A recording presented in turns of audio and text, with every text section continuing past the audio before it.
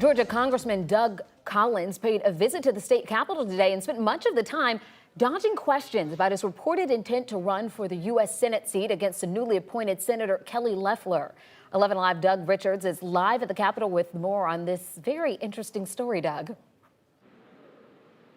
Well, Jennifer, you know, it's funny. Congressman Doug Collins has been very easy to find and to convince to do TV interviews when the subject is impeachment or President Trump. But it was a little different today when we tried to stop him to chat with us at the Capitol to talk about his U.S. Senate ambitions. Collins was uncharacteristically unresponsive, only to say that he'd have something to say about it at an unspecified time later.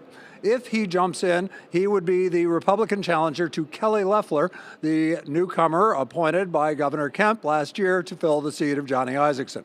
Loeffler has deep pockets. Collins showed that he has a lot of affection at the Capitol from his years in the legislature and in Georgia's Republican trenches. Collins wouldn't talk about it, but former Georgia Republican Party leader Rusty Paul did. He started by describing Loeffler's political assets. You've got somebody with a lot of money and who's got the support of the governor, and that's no small asset. And then Doug Collins, who's well-known, well-regarded among the party faithful. It'll be an interesting race.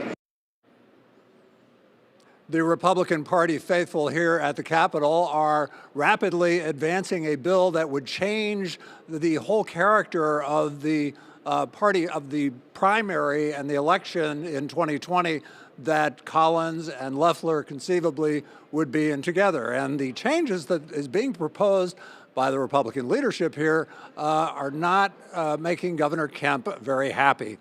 And we will show you why tonight at 6. All right, Doug, certainly something to watch.